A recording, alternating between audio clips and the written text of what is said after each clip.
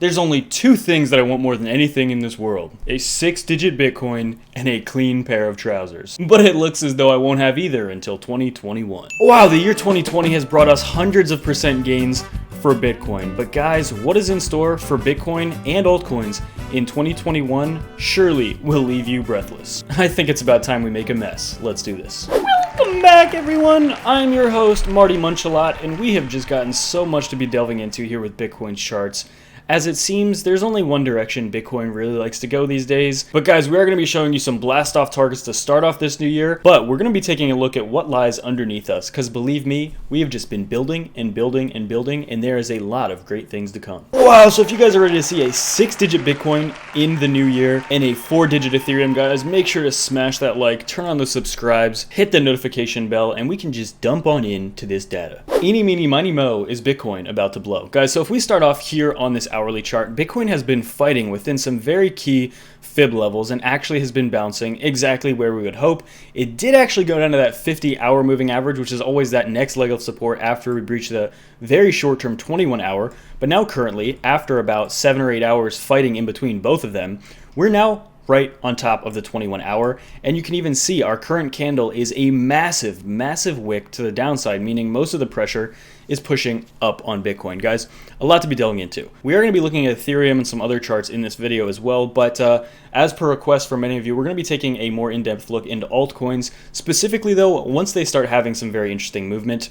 And again, we're going to be talking about the scenario of when I think that is going to happen, because we are so close. From everything I gather, we are not far away at all. So guys, if we go to the 4-hour chart as well, Bitcoin just continues to absolutely rally here.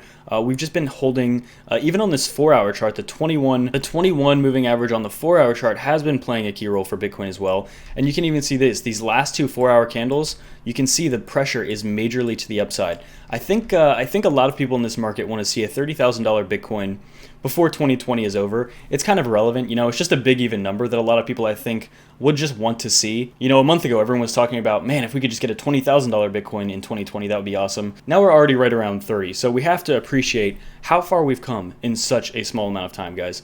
Bitcoin just continuing to rally here, and there is still some upside. The one thing I want to show you here also on the monthly chart is this. We actually have plenty of room to run. You can see where we topped out back in August of 2017, and then December of 2017, the RSI was basically almost at 100, right around like 96, 94-ish. Currently, the weekly RSI is around like 82. Okay, we have pumped, bursted, and exploded massively over the last 3 months specifically, starting off that month at around $10,000, and now we're almost at 30,000 US dollars. So again, guys, this cycle is absolutely already off to an insane start. 2020 ended out amazingly. The last quarter of 2020 was absolutely insane if you were invested into cryptocurrency. And this is a trend we not only expect to continue in 2021, but absolutely burst even higher. And guys, let's just take a moment to appreciate how right we were, because it wasn't just me expecting this. Like 95% of the people in the comments that watch these videos were also expecting this cycle to kick off sometime in 2020 and really ramp up in 2021. You know, you even have the S2FX, you have all these different price models showing that that was going to happen, and I've believed it for years and years, and it's just a little validating to see it happen and to actually be part of it. Beautiful. The models have been correct so far, and what they predict for the future is absolutely mind-melting, trouser-destroying gainage, guys. So we have so much to look forward to this year of 2021, and it's very likely that we're going to put these gains of the year 2020 to shame with what is about to come, and potentially even the gains of back here going into 2017, 2018 to shame as well. And guys, here on Bitcoin's daily chart as well, we've actually now pumped back above this key level, this 9-month ascending channel. You can see we had this, we wicked all the way back down to it, but now you see this very long wick on the bottom side, as Bitcoin is being, obviously the pressure right now is to the upside. Bitcoin is currently over $29,000 as I'm recording this video. Now, we do have a fair amount of room if we want to break 30,000, right? We haven't really gone super in-depth into the 29,000s. I think we topped out right around like 29,300-ish. But we all know as soon as the gates open, Bitcoin can just flood with value in a moment, in an instant. And like I said yesterday, I personally think if we're going to break 29.5 roughly and set a new high today, I think it's likely we're not going to stop right at 30,000. We could have a nice burst straight up to, I'm honestly looking around 32,000 US dollars. That lines up on a few charts here. This one as well lines up at the 1.618 fib level, which I think is pretty important on some of those shorter time frames as well. But ultimately, guys, you can just see the pressure building here. And this is a story we've seen over and over and over again. You look at these charts and it just looks like Bitcoin just cannot stop, right? And at this point, I think it's just silly to try to predict exactly when Bitcoin is going to pull back, because even if it does pull back, there's just so much pressure that immediately buys it up. We're specifically going to be looking at some downside targets in a few moments here. But also, I just wanted to point out, every time we've come down to even just touch on this EMA ribbon, really since the beginning of December, in the middle of December specifically, ever since we've come down to these levels, we basically have immediately blasted off. It's happened twice in the last few weeks where we just immediately get a very strong bounce. Just happened 2 days ago, and now we're currently sitting above 29,000 US dollars after being below 26,000 US dollars temporarily only roughly 48 hours ago. Okay, so the momentum is extremely strong. Actually, one of the things I want to look at here too, any pullback levels that we're looking at, massive levels in my opinion, right around like the 27,000 going all the way down to 26.5. Okay, on this short-term time frame, it is the point of control here. A ton of accumulated volume, basically where we traded for a few days here on this hourly chart before we again broke up in some sort of bull flag type pattern here. More importantly though, if we zoom out, you can see we have some other very key levels, Fibonacci levels as well. 27,000 is roughly the 786, probably the strongest area of support I think in the very short term. 27,000 looking very good. Next after that, we even have 24,000, which I think looks very good. And guys, we've just been building and building, and most importantly, I think like the 23,000 has a huge, if we zoom out even more and take in more data, the point of control is actually right around like 23,000 US dollars.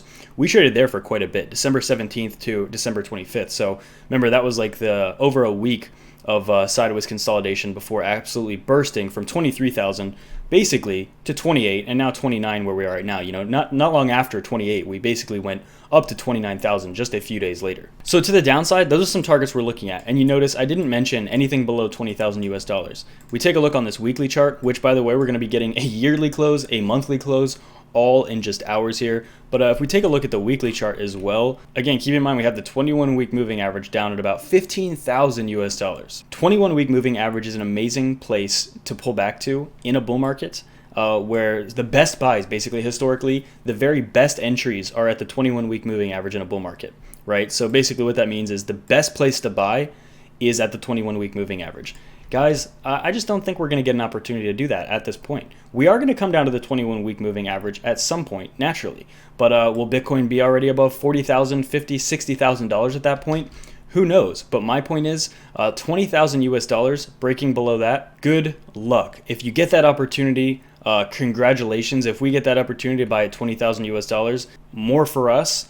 But let's just say the chances of that happening are just not looking too hot. Guys, we really are in no man's land as well. You know, ever since we broke above this and held it for a few days, you saw there was some massive pressure here on the 27th to the downside, but Bitcoin held strongly. It's crazy because every time we've been getting any type of sell pressure, it has been met with disgust by the bulls, meaning the bulls are basically just saying, no, we're basically just going to keep going up. And guys, keep in mind, okay, you don't want to be too hype. It can never last forever. You cannot just go straight up for forever. But if you would have told somebody that 4 weeks ago, that it won't just go straight up forever, and you show them the chart now, they would have said, you just lied to me, it just went straight up. And guys, I would love to be looking more at Ethereum and more at some of these altcoins, but really what I'm waiting for here is for this, a really concrete breakthrough of the total market cap of all of crypto, the entire crypto space's market cap. And you see we're like 1% away right now. We're less than like $10 billion away. We actually went above it last night. We're currently like right around it. We're just like maybe $1 billion below it or something like that. But it's inevitable. It's coming, okay? Whether it's tomorrow, whether it's tonight, or whether it's a month from now, it's coming. So get ready for that. And another thing I believe is just very important we need to take a look at is the DXY is having a little bit of move to the upside after setting new 3-year lows basically just yesterday. Okay, yesterday was the lowest it's been in almost 3 years. We are getting a little bit of a bounce, which is expected. And even back here, we said as we were coming up to this 21-day moving average that I personally thought we were going to get rejected. If we come back up here again, you know, break above 90 again with the DXY, I'm still looking for that same scenario. I personally think that we're just going to get smashed, crunched, munched, spit on, slapped, chewed out, and thrown in the streets. Or the DXY is going to, if it tries to do that. Monopoly money has no place in our portfolios. And guys, now this is something we kind of want to continue as well if Bitcoin's going to keep rallying. Because historically, if the stock market does well, Bitcoin tends to be able to continue its trajectory. But if, for example, if the SPX dumped, you know, a couple hundred points today, probably wouldn't bode well for Bitcoin. Bitcoin probably wouldn't set a new all-time high if the SPX start dumping. So this will be interesting to see play out, especially over the next week as we actually enter 2021, because a lot more fundamental factors in these markets affect things like the SPX. And I'm really just curious what the stockholders, big institutions are going to do with their stock portfolios. But ultimately here, guys, this is where it happens. Currently 29,200. Okay, this is the make or break moment. We break 29,500. Guys, I think we're going to have a nice move like we see. Basically, what I think here is if we actually break this level right now, the 29,500 over the next, it doesn't have to be in the year 2020. It really doesn't matter. It's just kind of like a sentimental type thing. But when we break this, I personally think we're going to have a nice leg up like we saw here, right? We're going to see actual legs up in terms of price action like we saw back here, right? Like we saw here. And this is the hourly chart. So keep in mind, this only, I mean, everything I just zoomed back on is just the past 2 weeks. So all of these massive pumps have happened just in the last 2 weeks.